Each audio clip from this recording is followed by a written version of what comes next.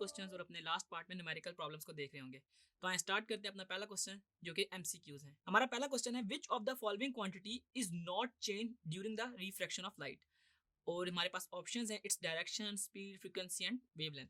आपको ये बात पता है कि जब भी हमारे पास लाइट है वो डेंसर से रेयर मीडियम में जाती है या रेयर से डेंसर मीडियम में जाती है तो वो अपनी डायरेक्शन को चेंज करती है। तो इट मीन्स हमारे पास डायरेक्शन चेंज होता है, इसकी स्पीड में भी फर्क पड़ता है। और हमने इसको अपने जो टॉपिक था टोटल इंटरनल रिफ्लेक्शन उसमें भी हमने इसको काफी डिटेल में देखा था। जो क्वांटिटी इसमें बिल्कुल भी चेंज नहीं होती वो है frequency. So our right option is C, that is its frequency. हमारे पास सेकंड एमसीक्यू है a converging mirror with a radius of 20 centimeter creates a real image 30 centimeter from the mirror. What is the object distance? अब इसमें ना हमारे पास converging mirror की बात कर रहा है, कनकेव मिरर की, और कह रहा है कि इसका रेडियस जो है ना वो 20 सेंटीमीटर है और वो रियल इमेज बना रहा है। उसका मेरे ना ऑब्जेक्ट डिस्टेंस जो इमेज डिस्टेंस है वो बता दिया from the mirror. What is the object distance? Object distance वो कह रहा है फाइंड कर बताएं। हमारे पास ऑप्शंस ये हैं। इसमें मैं जस्ट आपको एक बात बता दूं, हमें ना इस बार ना रेडियस दिया हुआ है। तो रेडियस या फोकल लेंथ कैसे निकाला करेंगे कन्वर्जिंग लेंस में कि एफ जो है ना हमारे पास ना r/2 के इक्वल होता है। ठीक है, ये बात आपने याद रखनी है। जो रेडियस को अगर हम 2 से डिवाइड कर दें तो वो हमारे पास फोकल लेंथ आ जाती है। तो रेडियस को मैं 20 सेंटीमीटर को अगर 2 से डिवाइड कर दूं तो ये मेरे पास आता है 10। और आपको मिरर फार्मूला हमने अपने चैप्टर में पढ़ा कि 1/f जो होता है वो इज इक्वल टू होता है 1/p प्लस 1/q के।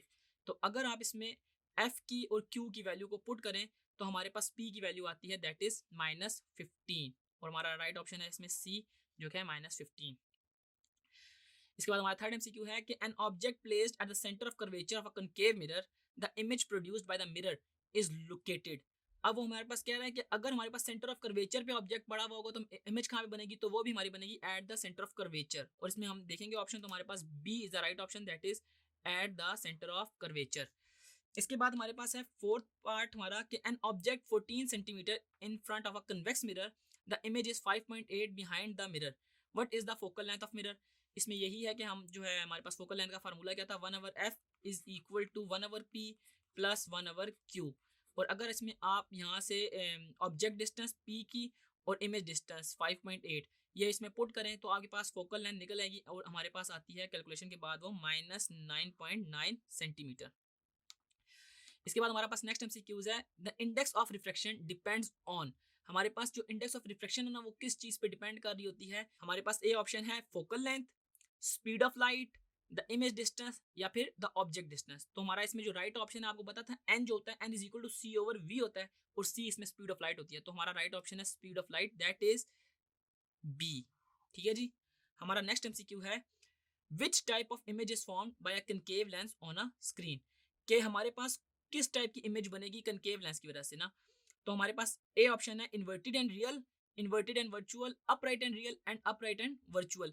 आपको याद होगा जब हम कनकेव लेंस वाला टॉपिक पढ़े थे तो उसमें हमने देखा तो जो हमारी इमेज बनती है वो अपराइट एंड वर्चुअल बन रही होती है। ठीक है, तो राइट ऑप्शन है हमारा D, that is upright and virtual. हमारा सेवंथ एमसीक्यूज है कि which type of image is produced by converging lens of a human eye if it views a distant object.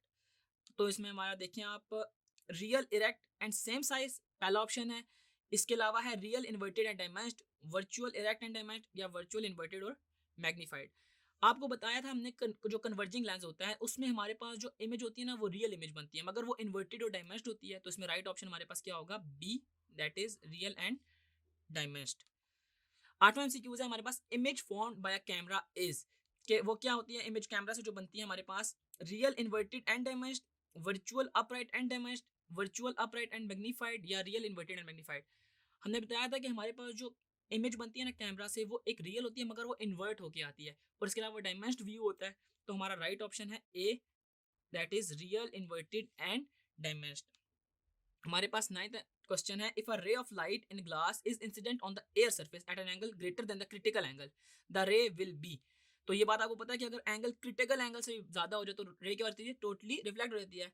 और हमारे पास इसमें जो ऑप्शन है वो है रिफ्लेक्ट ओनली। ठीक है जी, हमने बताया था कि जब क्रिटिकल एंगल जितनी होगी तो वो 90 डिग्री के साथ हो जाएगी और जो ही क्रिटिकल एंगल से जरा सा भी एंगल बढ़ेगा तो हमारे पास टोटल की टोटल वेव जो है वो रिफ्लेक्ट कर जाएगी, उसमें से पार्शली रिफ्लेक्शन भी नहीं हो रही होगी। So right option is B, that is reflect only. और हमारा लास्ट एमसीक्यू है the critical angle for a beam of light passing from water into air is 48.8 degree. This means that all light rays with an angle of incidence greater than the angle will be वो क्या होगा, जो ही हमारे पास angle of incidence होंगे तो वो totally reflect कर जाएगा। सेम हमारे पास अपना 9th एमसीक्यूज की तरह था, उसमें रिफ्लेक्ट ऑनली था, तो इसमें totally reflected. So right option is B, that is totally reflected. तो यूं हमारा इस एमसीक्यू के साथ हमारा ये वाला क्वेश्चन कंप्लीट होता है। आई होप आपको तमाम के तमाम क्वेश्चन समझ आए होंगे। अभी तक के लिए इस वीडियो में इतना ही, हम अपनी नेक्स्ट वीडियो में शॉर्ट क्वेश्चन आंसर को देखते हैं।